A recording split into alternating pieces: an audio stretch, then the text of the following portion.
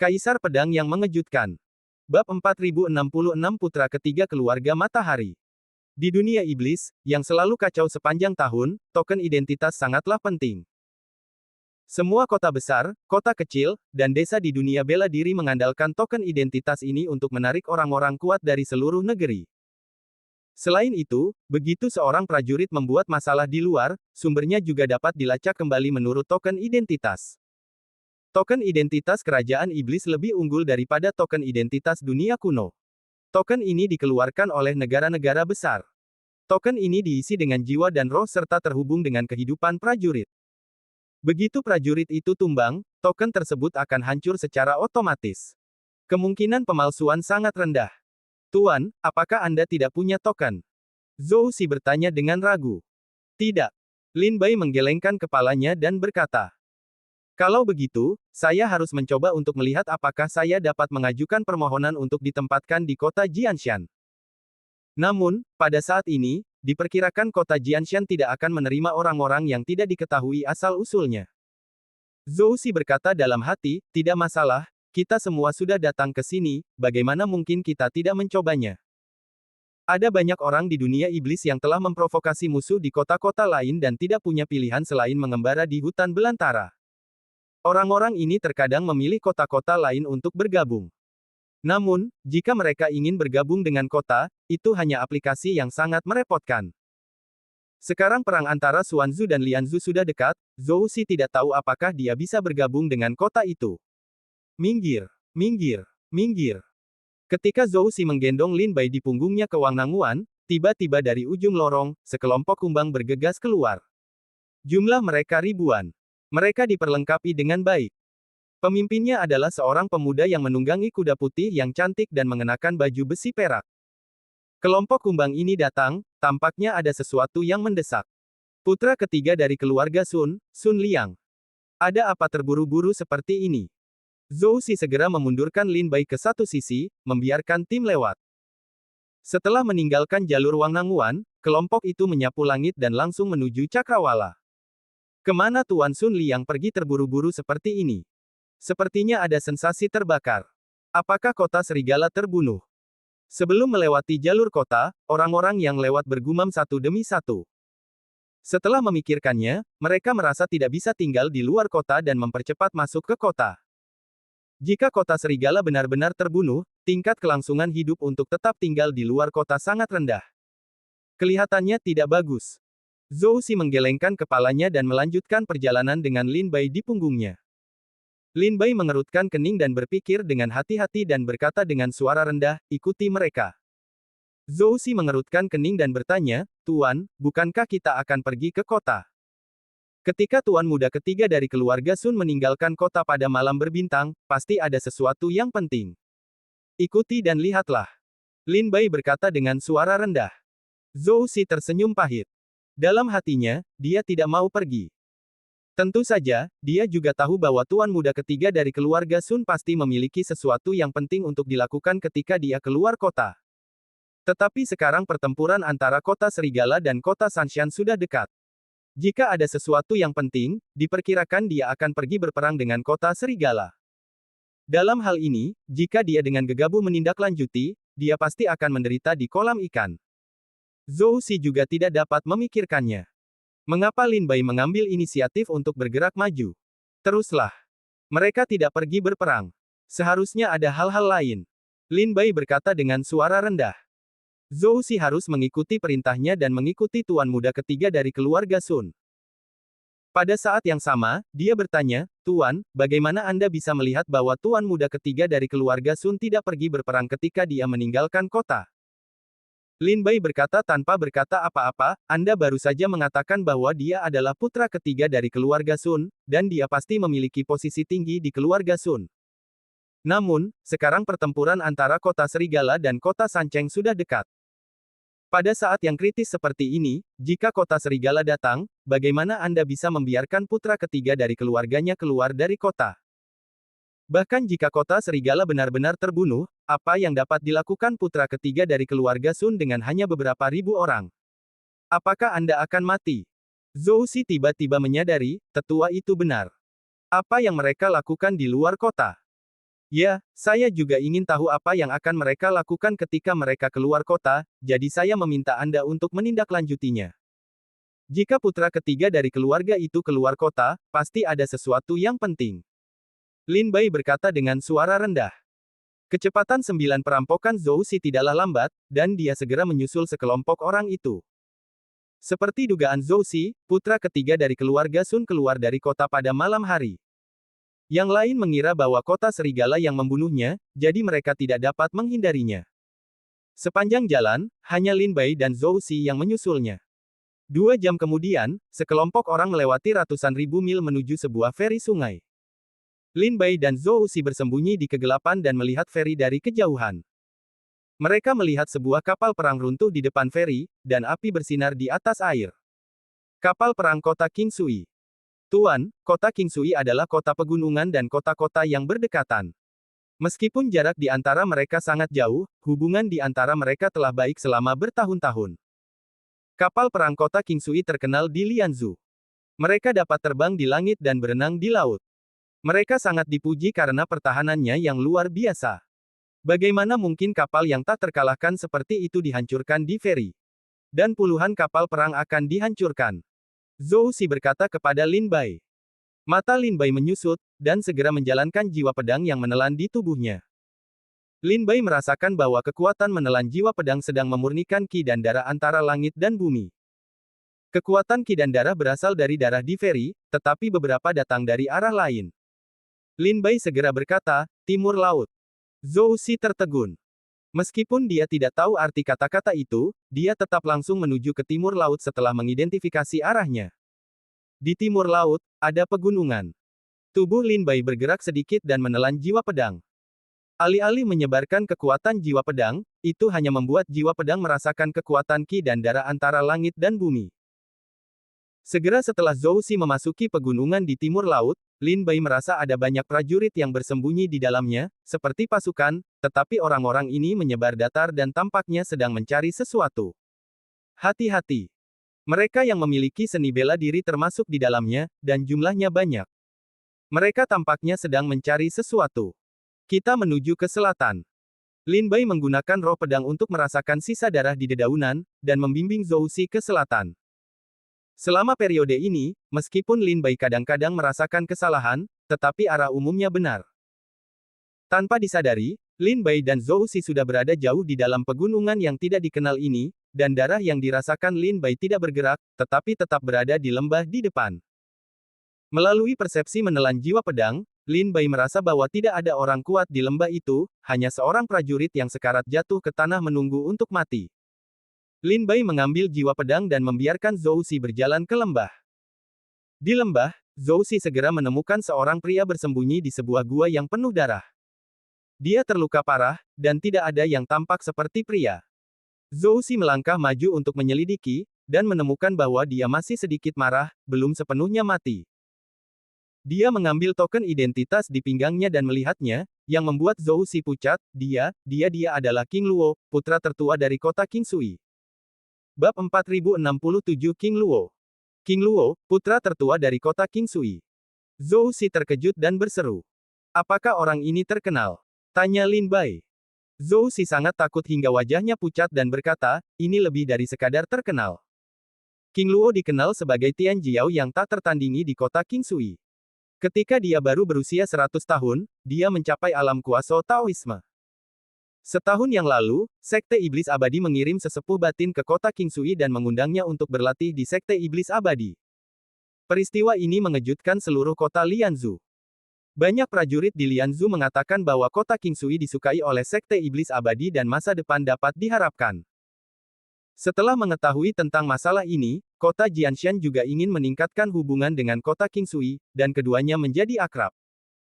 Tak lama kemudian, dilaporkan bahwa pernikahan antara putra tertua kota King Sui dan Sun Yao, putri tertua kota Jianshan, telah ditetapkan.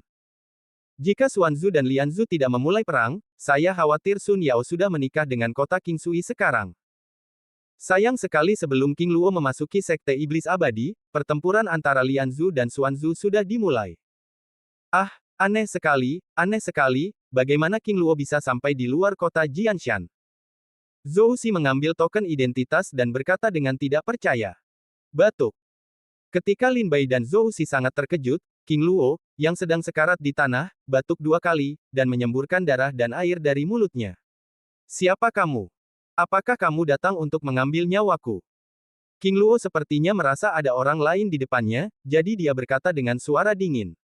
Kami adalah. Zhou Xi menjelaskan dengan tergesa-gesa. Tetapi ketika Zhou Xigang membuka mulutnya, Lin Bai segera berkata dengan dingin, kami adalah orang-orang yang memotong rumah tuan kota. Kami diperintahkan untuk datang ke sini untuk menerima tamu terhormat. Haha, aku adalah tamu yang kamu potong di kota pegunungan untuk bertemu. Sayangnya, kamu terlambat, dan aku tidak bisa kembali ke surga. King Luo bersandar di dinding batu dan mengangkat wajah dengan rambut dan darah. Pada saat ini, Lin Bai menemukan bahwa mata King Luo telah dipotong oleh pedang dan tidak dapat dilihat. Lin Bai merasakan desahan lega di dalam hatinya. Jika dia menebaknya dengan benar, pria yang akan menjemput putra ketiga keluarga Sun di Sancheng adalah King Luo. Baru saja Lin Bai menebak dengan santai bahwa dia benar. Zhou Xi tertegun dan melihat Lin Bai. Dia tidak pernah berpikir bahwa Lin Bai hanya melihat tuan muda ketiga meninggalkan kota dan bertemu King Luo saat ini.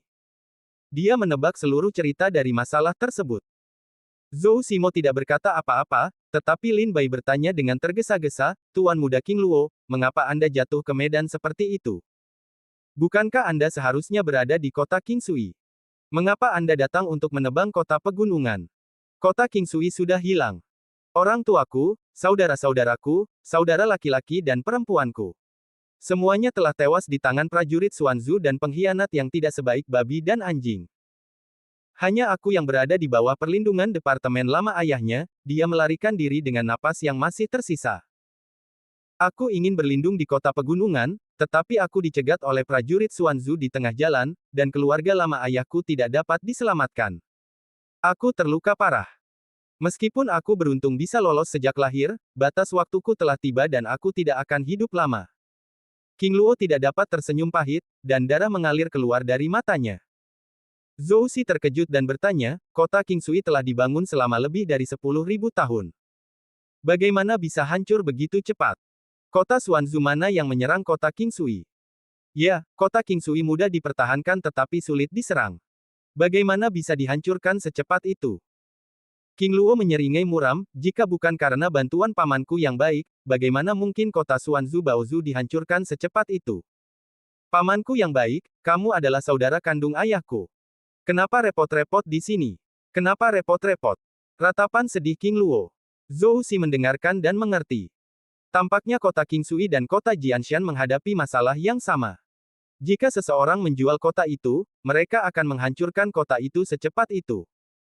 Menjijikkan, menjijikkan.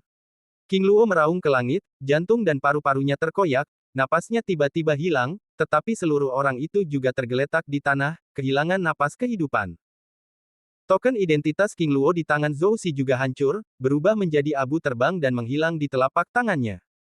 Zhou Xi pergi untuk menyelidiki dan menemukan bahwa King Luo telah meninggal. Kemudian dia menghela nafas, sangat disayangkan bahwa dia adalah pahlawan satu generasi. Dia adalah anggota Sekte Iblis Abadi. Dia bisa saja menjadi penguasa Lianzu dan bahkan dunia iblis, tetapi dia akhirnya mati di sini, di gua binatang yang bau ini. Lin Bai berkata, perang akan dimulai, dan berapa banyak orang akan mati dan mati. Ayo pergi. Zhou Xi menggendong Lin Bai di punggungnya dan ingin keluar dari gua binatang. Tetapi Zhou Xi tidak tahan. Dengan lambaian tangannya, cahaya api jatuh ke tubuh King Luo dan membakarnya menjadi abu. Dia berkata dengan lemah, Tuan Muda King Luo, aku merindukan generasi orang-orang luar biasa Anda, tetapi terlalu merepotkan untuk membuat Anda tenang. Aku hanya bisa mengirimkan api langit kepada Anda.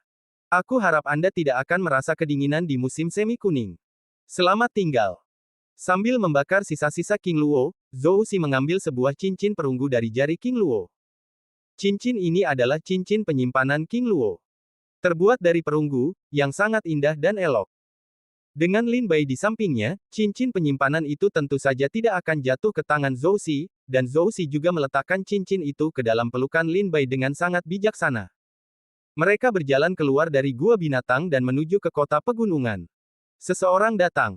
Lin Bai tiba-tiba berteriak dengan suara rendah. Zhou Si dengan cepat memobilisasi metode tubuhnya dan melarikan diri dengan cepat. Sudah terlambat.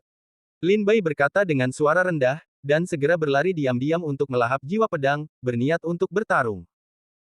Tepat ketika Zhou Xiyun berbalik dan melarikan diri, Lin Bai merasa bahwa sekelompok orang itu merasakan tren Lin Bai dan Zhou Si, dan dengan cepat mengepung dan menekan mereka.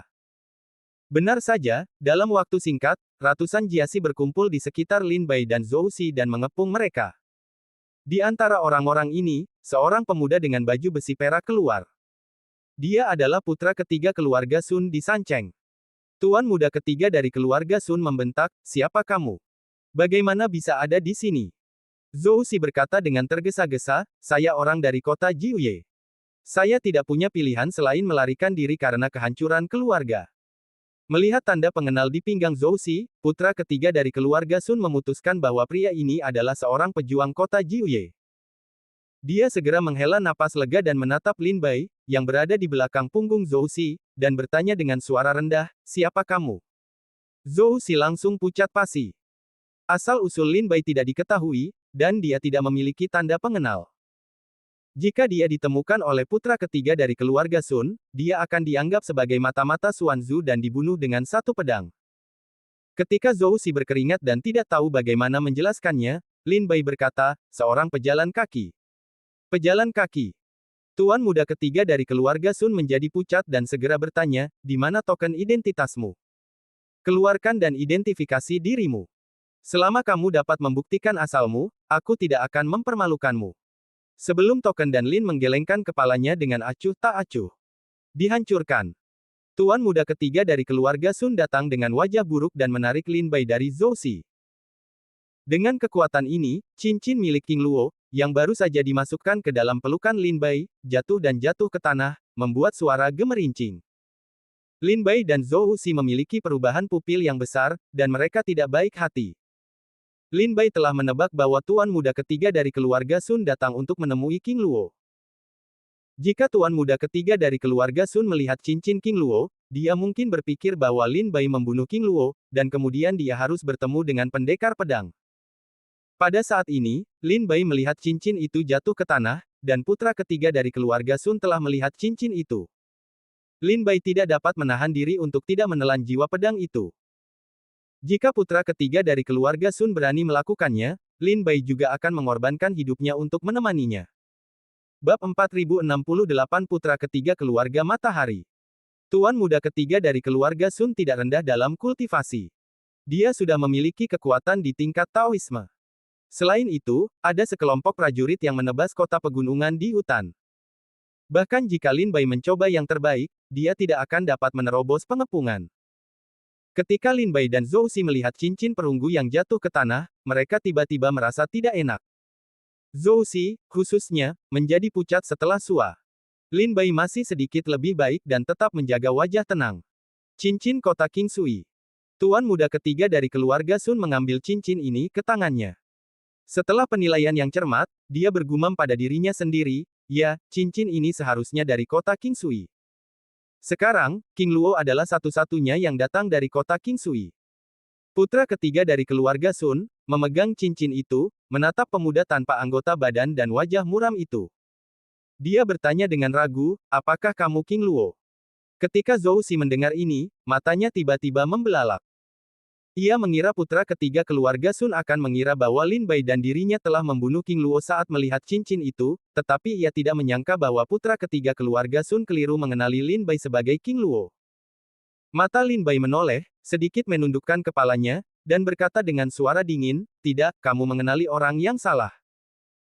Melihat penampilan Lin Bai, putra ketiga keluarga Sun bergegas maju dan berkata, "Jika kamu bukan King Luo, bagaimana mungkin cincin perunggu kota King Sui ada padamu? Paman King Luo, aku datang menemuimu atas perintah ayahku, bukan musuhmu." Putra ketiga keluarga Sun mengira bahwa Lin Bai menganggapnya sebagai musuh. Ia segera menjelaskan, "Sebelum kami menerima surat dari kota King Sui untuk meminta bantuan, kami telah mengirim para ahli ke kota King Sui, tetapi tanpa diduga, ketika penguasa kota Slasing Mountain tiba, kota King Sui telah hancur, dan ia mengira bahwa Paman King Luo juga telah meninggal di kota King Sui." Kemudian, detektif itu mengetahui bahwa Paman King Luo telah lolos dari perampokan dan akan membabat habis kota pegunungan itu. Beberapa jam yang lalu, kami menerima surat dari Paman King Luo yang meminta bantuan. Dikatakan bahwa kami bertemu dengan pendekar Xuanzu di Feri. Ayahku segera mengirimku untuk menemuinya, tetapi tanpa diduga, kami masih sedikit terlambat.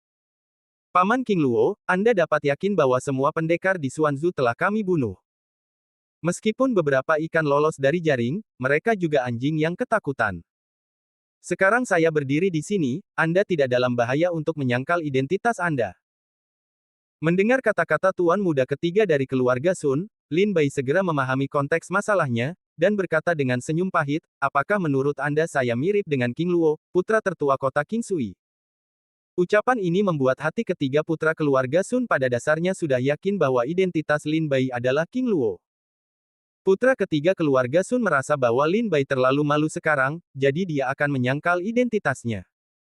Lagi pula, sebelum kota King Sui hancur, King Luo dikenal sebagai salah satu talenta paling terkenal di Lianzhou. Dia ditunjuk oleh para tetua sekte dalam dari Sekte Iblis Abadi. Segera, dia akan pergi ke Sekte Iblis Abadi untuk berlatih dan mendaki Yunfeng. Orang-orang hebat ini pasti akan menjadi salah satu penguasa Lianzhou di masa depan. Saat itu, betapa indahnya pemandangan, sekarang betapa putus asa. Putra ketiga keluarga Sun bertanya pada dirinya sendiri, bahkan jika dia jatuh ke situasi Lin Bai, mungkin dia tidak akan mengakui bahwa dia adalah King Luo. Kakak ipar King Luo, meskipun kamu belum pernah datang ke sanceng kami, kamu memiliki pertunangan dengan saudara perempuanku Sun Yao. Hari ini kota King Sui hancur. Kamu tidak punya cara untuk pergi. Pergilah ke kota pegunungan dan beristirahatlah. Mengenai lukamu, kurasa ayahku akan menemukan cara untuk menyembuhkanmu. Sun berkata dengan suara rendah. Ayo, bawa Paman King Luo dan segera kembali ke kota pegunungan pemotongan. Putra ketiga keluarga Sun memberitahu orang-orang untuk membawa Lin Bai dan kembali ke rumah. Dia berkata kepada Lin Bai, meskipun pertempuran belum dimulai, kota serigala di Xuanzu sangat rakus. Tidak aman di luar kota. Mari kita bicarakan. Lin Bai khawatir memasuki kota pegunungan yang terpotong. Jika putra ketiga keluarga Sun membawanya ke kota, dia mungkin telah menyelamatkan banyak masalah. Untuk memasuki kota, Anda perlu memotong token identitas di sekitar kota. Lin Bai tidak memiliki token identitas, jadi sangat sulit untuk memasuki kota. Sekarang putra ketiga keluarga Sun ingin menerimanya, yang merupakan solusi untuk kebutuhan mendesak Lin Bai. Sebelumnya, Zhou Simu menatap pemandangan ini, beberapa ingin berbicara dengan Lin Bai. Tuan muda ketiga keluarga Sun melihat ke arah Zhou Si dan berkata, Nian, Anda telah menyelamatkan nyawa saudara ipar King Luo. Anda juga seorang pejuang kota Jiuye. Kalau begitu kembalilah bersama kami. Terima kasih banyak, kata Zhou Si. Zhou Si bergegas maju. Sebelum Sun Jiao menggendong Lin Bai di punggungnya, dia memimpin dalam menggendong Lin Bai. Putra ketiga keluarga Sun segera memerintahkannya untuk kembali. Sekelompok besar orang langsung pergi ke kota pegunungan. Tuan, apa yang bisa saya lakukan? Tuan muda ketiga tampaknya salah mengira kamu sebagai King Luo. Zhou Si berkata dengan ngeri. Lin Bai berkata dengan suara rendah, aku tidak pernah mengatakan bahwa aku adalah King Luo, dan bahwa tuan muda ketiga bersikeras dengan caranya sendiri. Namun, memang seperti ini. Aku tidak memiliki tanda pengenal dan sulit bagiku untuk memasuki kota Jianshan. Tuan muda ketiga dapat menerima kita begitu saja.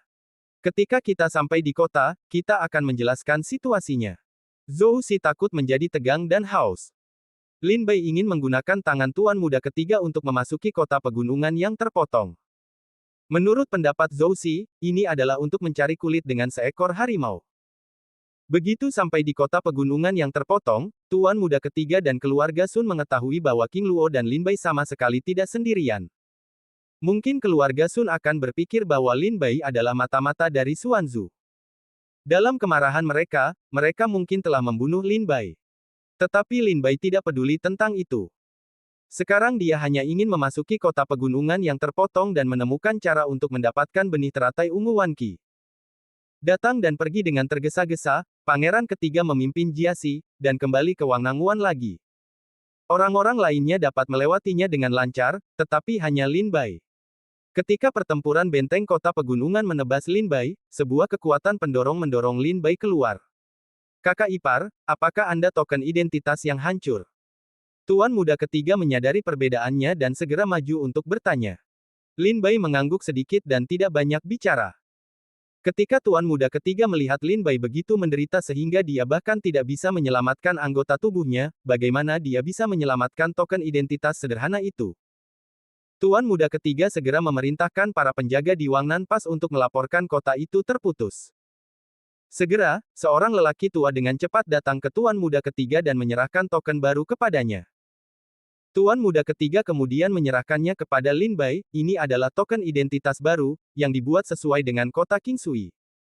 Kakak ipar saya hanya perlu menyuntikkan hati dan jiwanya. Token itu tampaknya ada hubungannya dengan hati Lin Bai. Lin Bai melihat bahwa di bagian depan Lin Bai terdapat 9 karakter besar, Lianzu Abadi, kota King Sui, King Luo, dan di belakang token tersebut terdapat sebuah peta. Di peta ini, di tempat pertemuan 3 sungai, terdapat sebuah kota besar yang menjulang, yaitu kota King Sui. Melihat Lin Bai memasukkan jiwanya, anak ketiga segera memutar pergelangan tangannya dan mengubah token tersebut menjadi sebuah liontin dan menggantungkannya di leher Lin Bai. Bab 4069, Bunuh Kota Pegunungan. Token identitas yang digunakan oleh para prajurit di Lianzu dibuat khusus oleh para alkemis dari Sekte Naga Lilin, jadi kemungkinan peniruannya sangat rendah. Token identitas tersebut terintegrasi dengan susunan. Setelah jiwa disuntikkan, kesadaran pemiliknya dapat diubah menjadi objek khusus untuk dikenakan di tubuh. Ayo, pergilah ke kota, ayahku sudah menunggu kita. Setelah membuat token identitas baru untuk Lin Bai, anak ketiga tidak sabar untuk membawa Lin Bai ke kota pegunungan. Anak ketiga, aku ingin mengatakan sesuatu.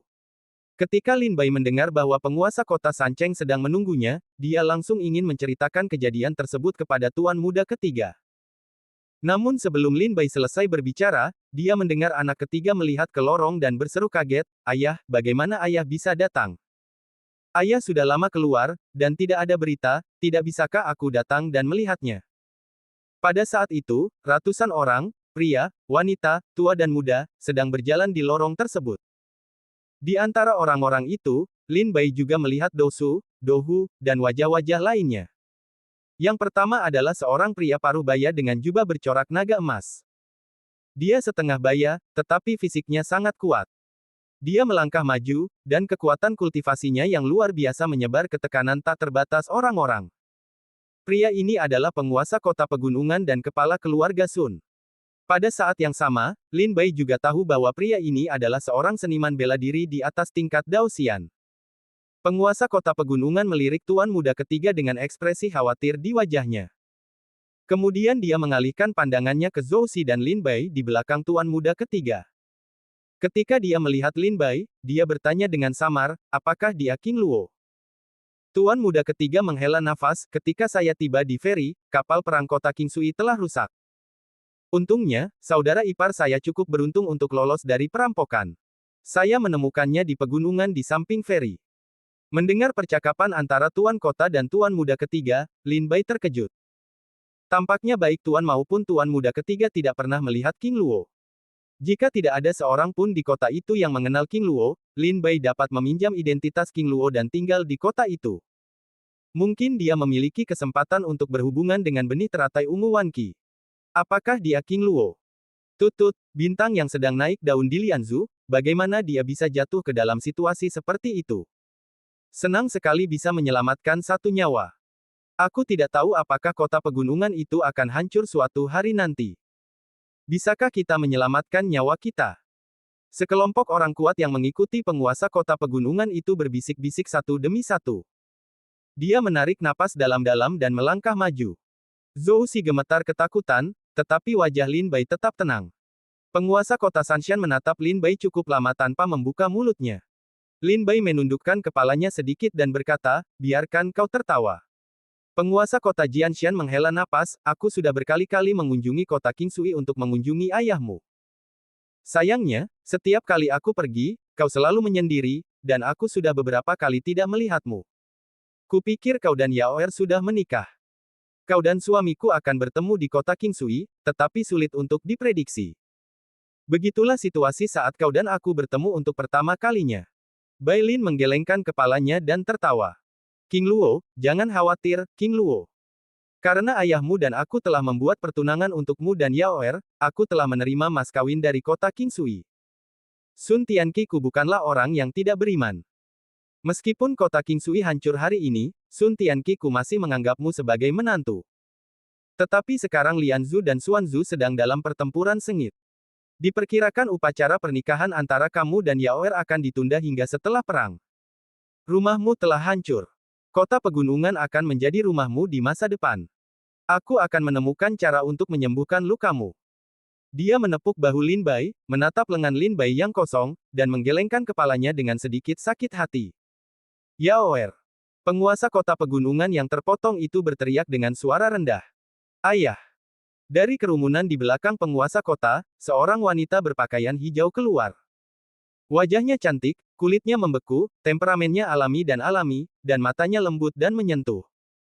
Putri ini adalah putri yang telah bertunangan dengan King Luo, Sun Yao. Tunanganmu baru saja melalui cobaan berat. Sudah waktunya untuk beristirahat dengan baik. Di sisa waktu, saudara-saudaramu dan aku harus merawat King Luo dengan baik. Baik, ayah. Sun Yao juga tidak menolak, menjawab dengan sopan. Mata Lin Bai tenggelam dan berkata dengan suara rendah, terima kasih banyak. Ayo pergi, ke kota. Penguasa kota Sanshan berbalik dan memimpin. Tuan muda ketiga dan yang lainnya segera mengikuti. Pada akhirnya, wajah Zhou Si ketakutan dan ragu-ragu untuk melangkah maju. Lin Bai berkata dengan suara rendah, jangan takut, teruslah maju. Zhou Si berkata dengan suara rendah, Tuan, apakah Anda tahu bahwa orang yang berbicara dengan Anda tadi adalah raja di kota Sancheng dan kepala keluarga Sun dari keluarga pertama di kota ini? Dia memiliki hak untuk mengatakan tidak ada dua orang di kota ini. Jika dia tahu bahwa Anda telah menipunya, Anda tidak akan dapat menebasnya bahkan jika Anda memiliki 10 kepala. Lin Bai berkata dengan suara rendah, kedengarannya mereka belum pernah melihat King Luo. Kebetulan aku bisa meminjam identitas ini. Sekarang aku berada di dunia iblis. Aku tidak punya tanda identitas. Aku orang yang tidak diketahui asal-usulnya. Aku tidak bisa memasuki kota manapun. Aku butuh identitas agar bisa tinggal di dunia iblis. Jangan khawatir tentang mengejar ketinggalan. Bagaimana kamu bisa mendapatkan benih teratai ungu Wan Qi tanpa membayar sejumlah biaya dan risiko? Zhou Si masih ragu-ragu. Sun Yao yang berjalan di depannya menoleh dan berkata, menurutku, kamu bukan pelayan King Luo. Kalau kamu tidak mau masuk ke kota Sancheng, kamu bisa menyerahkan King Luo kepadaku. Nanti, aku akan meminta saudara ketiga untuk mengirimkan hadiah kepadaku. Setelah kamu menerima hadiah, kamu bisa pergi sendiri. Zhou Si berkata sambil tersenyum pucat, terima kasih atas kebaikanmu, tetapi kota Jiuye sudah diduduki. Aku tidak punya tempat untuk pergi, jadi biar aku yang mengirim Tuan Luo King, yang terakhir. Sambil berbicara, Zhou Si melangkah maju untuk mengikuti rombongan dan berjalan ke kota pegunungan. Sun Yao tidak mempercepat langkahnya, tetapi berjalan bersama Zhou Si. Dari waktu ke waktu, dia diam-diam melihat Lin Bai. Namun, dia menemukan bahwa pikiran Lin Bai tidak tertuju padanya. Sebaliknya, matanya terfokus ke depan. Ketika Zhou Si berjalan melewati lorong itu, penglihatan Lin Bai tiba-tiba terbuka. Di ujung lorong yang lain, ada hamparan langit dan bumi yang luas. Di bawah langit yang cerah, ada aliran rumah, istana, dan bangunan yang tak berujung yang tidak dapat dilihat. Jalanan dipenuhi orang, dan banyak prajurit berlalu lalang. Dari kejauhan, meskipun Anda hanya dapat melihat puncak gunung es, itu cukup mengejutkan bagi Lin Bai. Dibandingkan dengan kota Kekaisaran Lingnan dari Kerajaan Shenwu di Tiongkok kuno, spesifikasi kota pegunungan yang terpotong lebih mengesankan, dan semangatnya disegarkan oleh semangat yang kuat dari tanah suci para prajurit. Melihat sedikit keterkejutan di mata Lin Bai, Sun Yao terkekeh, suamiku bagaimana dengan perbandingan antara kota Jianshan dan kota King Sui? Bab 4070 Sun Yao. Suamiku. Ketika Sun Yao mengucapkan dua kata ini, pipinya memerah dan dia menundukkan kepalanya dengan malu-malu. Lin Bai menjawab dengan suara lembut, masing-masing memiliki kelebihannya sendiri. Sungguh megah dan menakjubkan untuk memotong kota pegunungan dan membangunnya di sepanjang gunung, dan puncak pedang langsung terjun ke adu banteng. Kota Kingsui berdiri di depan air, merangkul pertemuan tiga sungai, dan paviliun serta paviliun di tepi air sangat puitis. Sun Yao berkata sambil tersenyum, sebelumnya, saya ingin mengunjungi kota Kingsui, tetapi ayah saya selalu mendesak kami untuk berlatih keras dan tidak membiarkan kami pergi. Kemudian, saya mengetahui bahwa saya akan menikah dengan kota Kingsui di masa depan, dan saya penuh dengan harapan untuk kota Kingsui. Saya mendengar bahwa itu indah, bukan? Jalan Linbai yang sepi, siapa yang mengira kampung halamannya tidak indah? Setelah melewati jalur Wangnangguan, penguasa kota Jianshan secara khusus meninggalkan bingkai untuk mengirim Linbai dan Sun Yao kembali ke kediaman mereka. Kota Jianshan adalah kota yang didirikan oleh keluarga Sun. Di kota, pemilik keluarga Sun saat ini juga merupakan penguasa kota.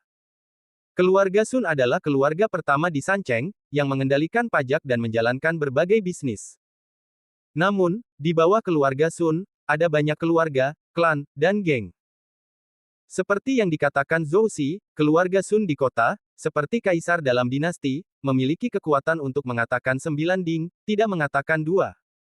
Selain itu, keluarga Sun mendapat dukungan dari Zulongzong. Bahkan jika mereka ingin merebut tahta, mereka harus mempertimbangkan kekuatan Zulongzong. Di halaman utama keluarga Sun, ada halaman yang disebut halaman Fuyao, yang merupakan kediaman Sun Yao. Halaman itu tidak besar, tetapi memiliki 5 organ internal. Ada paviliun, koridor melengkung, jembatan lengkung, air yang mengalir, tanaman hijau, bunga-bunga terkenal, dan semuanya. Di bawah pengaturan penguasa kota, Linbai dan Zhou Xi pindah ke halaman Fuyao. Tampaknya penguasa kota pegunungan benar-benar ingin menjadikan Linbai sebagai miliknya. Kembali ke rumah sakit, Sun Yao mengatur agar Zhou Xi beristirahat. Zhou Xiru diberi amnesti. Selama kurun waktu ini, dia mengikuti Linbai. Dia begitu khawatir dan takut sehingga seluruh jiwanya tidak rileks sejenak. Di kamar Linbai, Sun Yao datang ke samping tempat tidur, menatap Linbai, yang sedang berbaring di tempat tidur, memejamkan mata dan mengangkat pikirannya. Dia berkata dengan lembut, "Suamiku, bolehkah aku mandi?" Jika kamu tidak bisa mengatakan itu, kamu tidak perlu menyebutnya seperti itu. Meskipun kamu dan aku memiliki hadiah pertunangan dan pertunangan, kami belum menikahimu. Aku tidak mampu untuk menggunakan kata suami. Linbai membuka matanya sedikit, dan pupil matanya penuh dengan warna lelah. Terlebih lagi, kamu dapat melihat bahwa aku tidak secantik dulu. Aku melarikan diri dari kota Kingsui dan berlindung di kota Sancheng. Berkat rasa terima kasih dari penguasa kota, aku bersedia menerimanya. Sekarang aku tidak berani berharap untuk menikah dengan wanita tertua. Sun Yao menghela napas, suamiku, kamu tidak bisa mengatakan itu. Seperti yang dikatakan ayahku, kota Jianshan menerima hadiah pertunangan dari kota Kingsui. Selain itu, kota Jianshan dan kota Kingsui telah berteman selama bertahun-tahun. Selain itu, ayahku selalu mengutamakan kebajikan dan kebenaran serta kesetiaan sebagai prinsip utama. Karena dia telah berjanji sesuatu, dia tidak akan menyesalinya. Tidak peduli seperti apa rupa suamiku, kehilangan anggota tubuhnya atau bahkan kepalanya, ayahku tidak akan membatalkan pertunangannya selama dia masih memiliki satu napas. Linbai terdiam dalam hatinya, tetapi berkata dengan penuh kekaguman, penguasa kota, kebenaran yang tinggi. Sun Yao duduk di tepi ranjang, matanya bergerak-gerak, dan dia mendesah, ayahku memang orang seperti itu. Dia sangat kaku dan keras kepala. Selama dia mengenali sesuatu, 9 ekor sapi tidak akan bisa kembali. Ketika ayahku pergi ke kota Kingsui untuk mengunjungi ayahmu, ketika mereka minum terlalu banyak, mereka membuat janji. Kemudian, ketika aku kembali ke kota Jianshan, aku bertanya kepada ayahku, orang macam apa King Luo itu? Dia berkata dia tidak pernah melihatmu.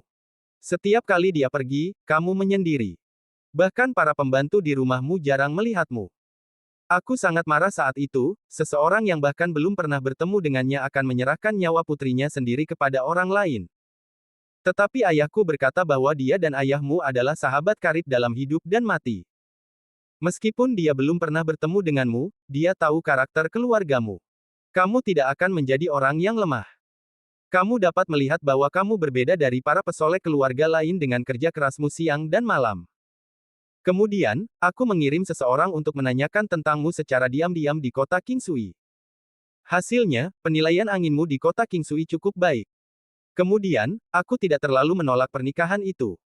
Tetapi melihatmu hari ini berbeda dari apa yang aku tanyakan saat itu. Sun Yao menatap Lin Bai dan berkata dengan serius. Lin Bai mengerutkan kening dan bertanya, apa bedanya? Sun Yao tersenyum dan menutup mulutnya, matanya yang indah menatap tajam ke arah Lai. Aku mengirim orang ke kota Qingsui untuk menanyakan tentangmu dan berkata, kau adalah seorang pemuda terkenal di kota Qingsui dengan wajah giok, alis pedang, dan bintang-bintang. Kau adalah seorang pemuda yang tampan di kota Qingsui. Aku tidak tahu berapa banyak wanita yang menganggapmu sebagai kekasih impianmu. Pada pandangan pertama hari ini, tampaknya itu tidak sebagus yang ada dalam legenda. Berbicara tentang ini, Sun Yao tidak melanjutkan dan berkata sambil tersenyum, tidak apa-apa. Tidak secantik dan sejelek yang dikatakan legenda. Tidak apa-apa. Senyum Lin Bai yang tak terdengar menggeleng. Sun Yao merasa seolah-olah telah menusuk air pahit di hati Lin Bai, jadi dia segera tertawa dan menghiburnya, baiklah, aku tidak membencimu. Aku membenci diriku sendiri, oke. Lin Bai menatap langit-langit dan berkata, lihatlah aku sekarang. Aku seperti orang cacat. Kudengar ada sejenis obat berharga bernama biji teratai ungu Wan Qi, yang dapat membentuk kembali tubuh, bukan? Lin Bai segera bertanya kepada Sun Yao. Sun Yao mengangguk sedikit, tampak sangat bangga, ini adalah fondasi kota pegunungan pemotongan. Ini adalah harta karun langka di dunia. Ini dapat menghidupkan kembali daging dan tulang orang yang sudah mati, dan tidak mengherankan jika anggota tubuh yang terputus dapat diperbarui. Lin Bai menghela nafas dengan sangat hati-hati, sayang sekali penguasa kota pegunungan pemotongan tidak akan memberikannya kepadaku. Kota Qingsui hancur, dan aku seperti ini. Aku setengah manusia sampah. Aku tidak memiliki potensi. Aku tidak akan menyia-nyiakan obat yang sangat berharga untuk orang yang tidak berguna seperti dia. Melihat wajah Lin Bai yang kesepian, Sun Yao merasa sedikit tidak nyaman. Dia berkata dengan lembut, biji teratai ungu Wan Qi benar-benar berharga.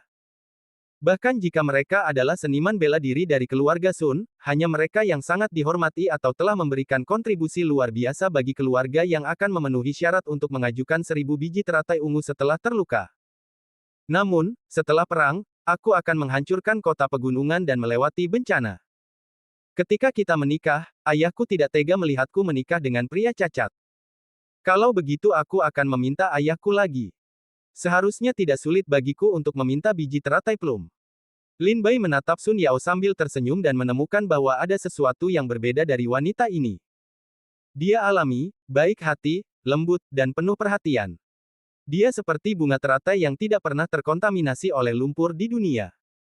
Tidak ada rencana yang dalam.